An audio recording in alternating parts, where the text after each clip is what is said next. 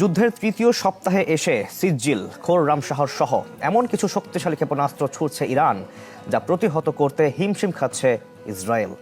শক্তিশালী আয়রন ডোমের প্রতিরক্ষা ভেদ করে দেশটির বিভিন্ন এলাকায় ক্ষতচিহ্ন এঁকে দিচ্ছে এসব ক্ষেপণাস্ত্র। এর বিপরীতে যুক্তরাষ্ট্রের দেয়া ব্যালিস্টিক ক্ষেপণাস্ত্র প্রতিরোধক বা ইন্টারসেপ্টরে টান পড়েছে ইসরায়েলে।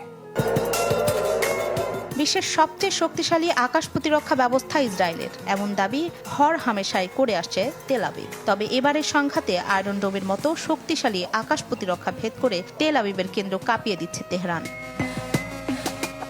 যুদ্ধের তৃতীয় সপ্তাহে এসে ইরানের হামলা প্রতিহতে হিমশিম খাচ্ছে নেতানিয়াহু সরকার। ফুরিয়ে আসছে ইসরায়েলকে দেয়া যুক্তরাষ্ট্রের ব্যালিস্টিক ক্ষেপণাস্ত্র প্রতিরোধক বা ইন্টারসেপ্টর।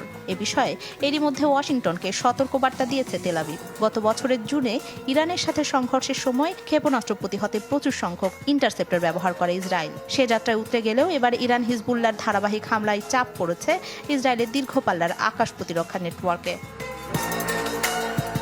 ইরান কিছু ক্ষেপণাস্ত্রে ক্লাস্টার মিউনিশন যোগ করেছে, যাতে ইসরায়েলের পক্ষে প্রতিরোধ করা কঠিন হয়ে পড়েছে। যদিও ইন্টারসেপ্টর কমে যাওয়ার বিষয়টি অস্বীকার করেছেন ইসরায়েলের পররাষ্ট্রমন্ত্রী। আর ইসরায়েলের পাশে দাঁড়ানোর মতো প্রচুর ইন্টারসেপ্টর মজুদ আছে দাবি যুক্তরাষ্ট্রের।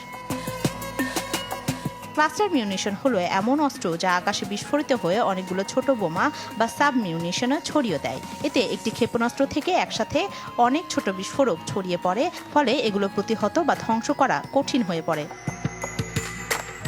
সাম্প্রতিক হামলায় ইরান ব্যবহার করছে শক্তিশালী ক্ষেপণাস্ত্র সিজ্জিল। এটি সরাসরি ইসরায়েলের আকাশপথের কার্যক্রম নিয়ন্ত্রণকারী কেন্দ্রগুলোতে আঘাত হানছে। এছাড়া নতুন দফার হামলাগুলোতে 2 টন ওজনের বিধ্বংসী ওয়ারহেড সমৃদ্ধ খোররাম শাহর ক্ষেপণাস্ত্র ব্যবহার করছে ইরান। পাশাপাশি খায়বার শেখান, কদর ও ইমদাদের মতো ক্ষেপণাস্ত্র ছোড়া অব্যাহত রেখেছে দেশটি।